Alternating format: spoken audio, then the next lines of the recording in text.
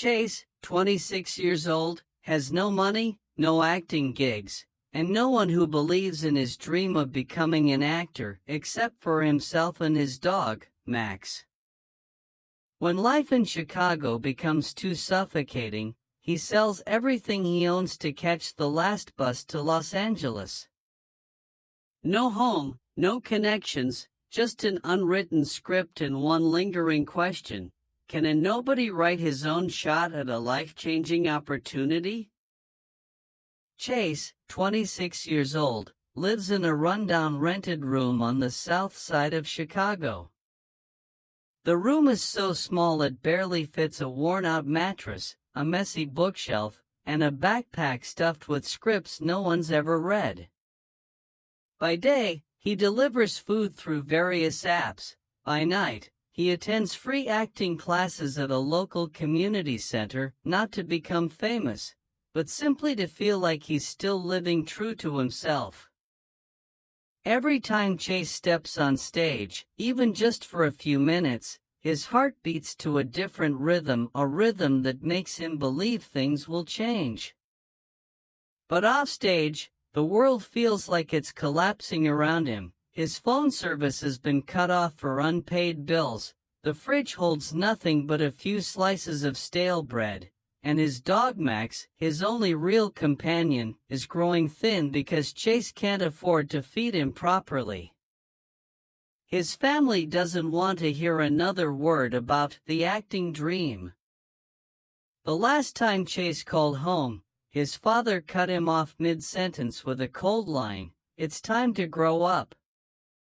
His ex-girlfriend left him a final message before walking out: "You're chasing something that's not real." But to Chase, that dream is the only real thing he has left. He knows that if he gives up now, he'll just become a ghost in his own life, working, paying bills, and dying without leaving anything behind. One night, sitting on the floor in the dark, holding Max close, Chase turns on an old camera he bought at a flea market and replays his most recent audition tape. The lighting's bad, the delivery imperfect, but there's something in his eyes, a quiet spark of belief. And then, like a bolt of lightning, a thought hits him: if no one's going to give me a chance, I'll make one myself. The next morning, Chase wakes up early. He packs a few changes of clothes, his camera, a blank notebook, and Max's last bag of food. After selling his laptop and whatever else he can, he scrapes together enough for a one-way bus ticket to Los Angeles. He has no solid plan, no place to stay, and no connections in Hollywood. But he does have a story growing inside him, a story about someone with nothing, who dared to dream of everything.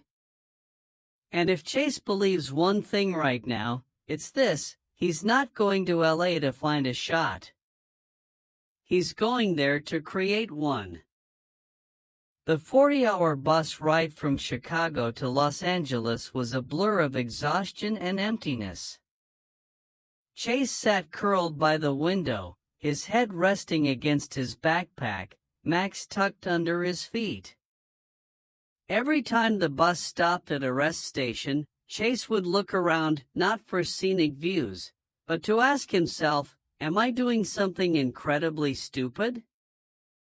But every time he looked into Max's eyes, he saw something steadier than himself. This dog didn't need reasons or proof of success. He just needed Chase. And maybe that was all Chase needed too, to keep believing. When he arrived in LA, Chase had nothing but $300 left, an old tent, and a few changes of clothes. He pitched the tent near Santa Monica Beach, where the police were less likely to check, and where the sound of the waves could lull him to sleep at night.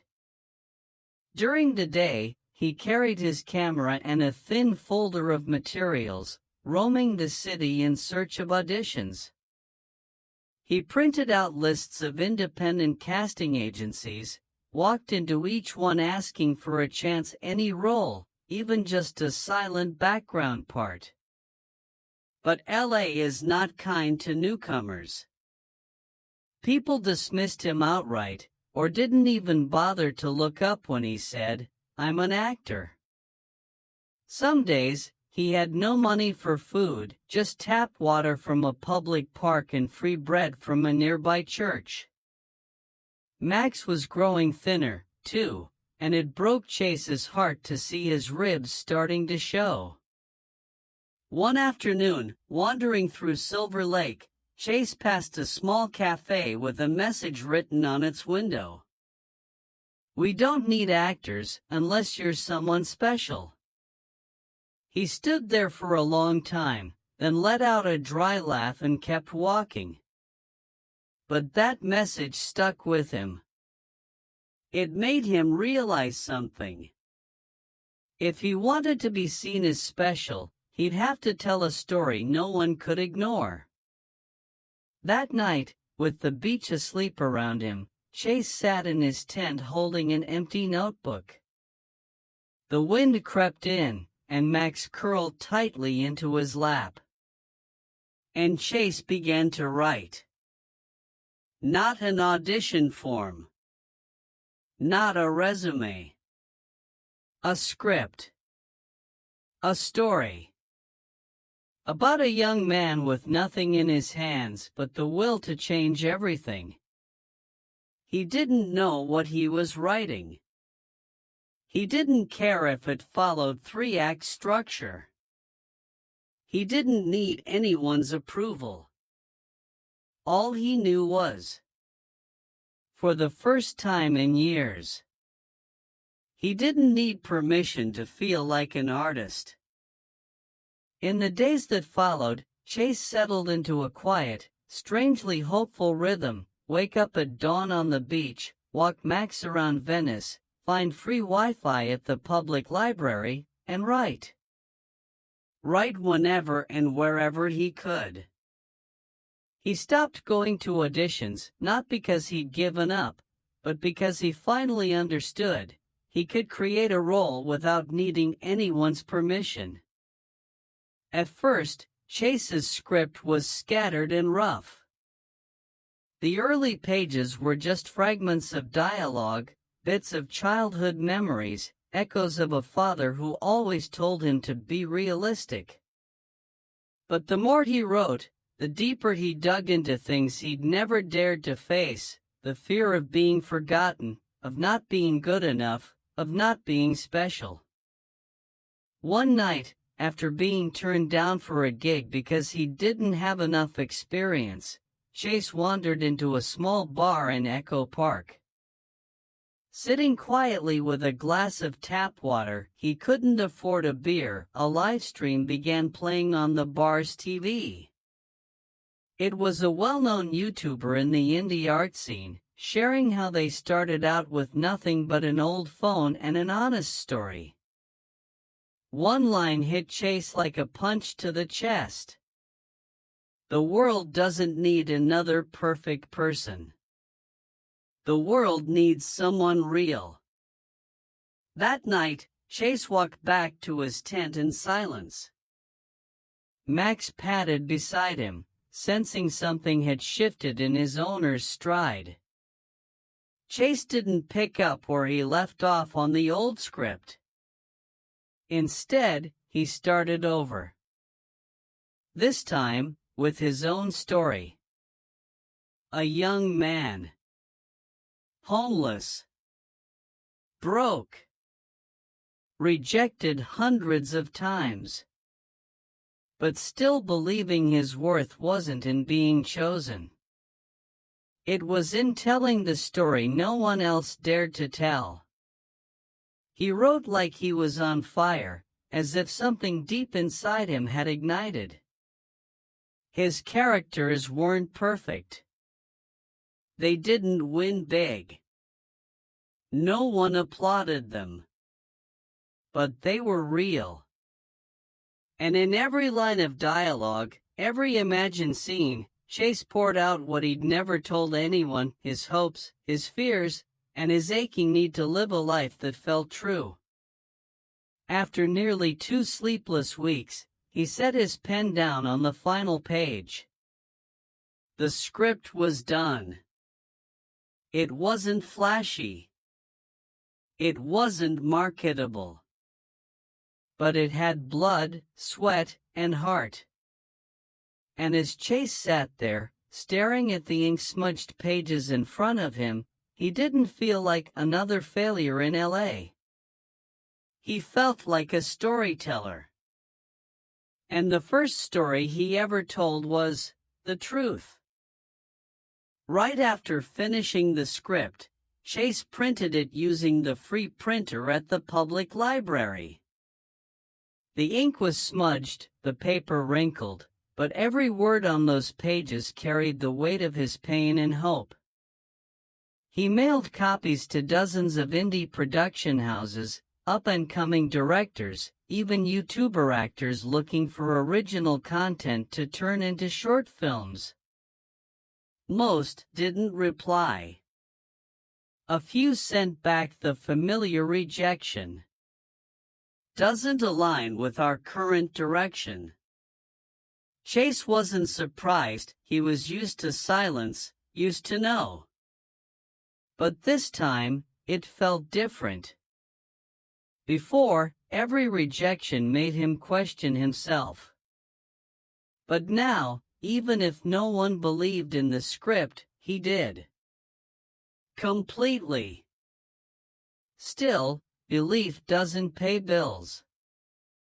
And Max was starving. Really starving. The food was gone. His savings from delivery jobs had dwindled to just $12. Chase had skipped 3 meals in a row, trying to save what was left for Max. But Max wouldn't eat if he knew Chase was hungry too. Watching his best friend grow frail, breathing shallow from exhaustion, Chase knew something had to give. With a broken heart, he returned to a corner store where a man had once offered to buy Max. This time, Chase said yes. $100. Cash. Enough for a few days of food, and to print more copies of his script.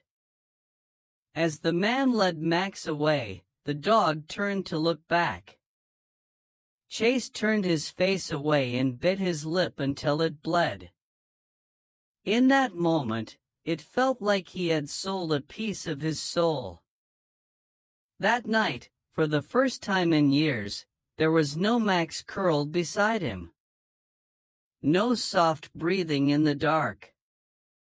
Chase sat alone on the cold sand, staring at the distant city lights flickering like illusions. He didn't write. He didn't speak. He just sat there, hollowed out. The next morning, he told himself, "If I give up now, then the pain from yesterday meant nothing." He stood up. Eyes sunken, clothes dirty, barefoot. But inside him, a quiet fire began to burn again. He went back to the film studios. Not just to hand out scripts, but this time, to ask for permission to shoot a short demo based on his story. He pieced together microloans, posted in support groups for aspiring actors, reached out to anyone willing to collaborate even for free, just to bring one scene to life. And a small group of young dreamers answered the call. They filmed in parking lots, in alleyways, using cell phone lights for illumination. And Chase, for the first time, was everything at once: director, lead actor, and the one behind the camera. None of them knew that the scene where Chase breaks down crying in the film wasn't acting. It was real. The 8-minute short film was edited using free software Chase had taught himself to use through YouTube tutorials. The audio was rough. The lighting flickered. But the emotion, it was raw, suffocatingly real. The final scene, where the main character screams in grief after losing his only friend, his dog, left every viewer stunned into silence. Chase wasn't acting. He was reliving the moment he lost Max. He uploaded the film with a simple title. "This is not a script. This is my life." No one noticed it on the first day. But on the second, a major film-focused TikTok account reposted it with the caption, "So honest, it hurts." Within 48 hours, the short film hit 1 million views. Over 20,000 shares. The comments section flooded with messages. "I saw myself in this character. Someone get this man to Sundance. This isn't acting. This is truth." An independent film studio that specialized in autobiographical cinema reached out. They didn't just want to buy the script. They wanted Chase to star in it, to co-direct it, and to keep his original vision intact. No rewrites. No watering it down. No sanitizing the story. The deal was signed in a small cafe in LA, the same cafe where Chase had once sipped tap water because he couldn't afford coffee. This time, the barista recognized him. "You're the guy from that short film, right? Man, that was incredible." Chase just smiled. Not from shyness, but because, finally, his dream wasn't a fantasy anymore. The first thing he did after receiving his advance from the studio was return to his old neighborhood to find the man who had bought Max. He waited outside the shop for 2 full days. Then, finally, the man appeared with Max. Chase ran forward, tears spilling freely. Max recognized him instantly, barking and sprinting into his arms. "How much?" Chase asked. "Not for sale," the man replied. Chase opened his wallet and placed $2,000 on the counter. "How about now, with a small part in the movie?" The man grinned. "I'll play the referee if I have to." A month later, production began. No fancy studio. No massive crew. But everyone on set believed in the story because it wasn't just Chase's story. It was the story of everyone who'd ever been told they'd never make it. The film premiered at the Sundance Film Festival and received the longest standing ovation of the night. When Chase's name appeared on screen, he didn't cry. He simply reached down and held tight to Max's leash, the dog calmly sitting beside him. Not because he had one, but because, finally, he was fully himself. And the world was finally listening.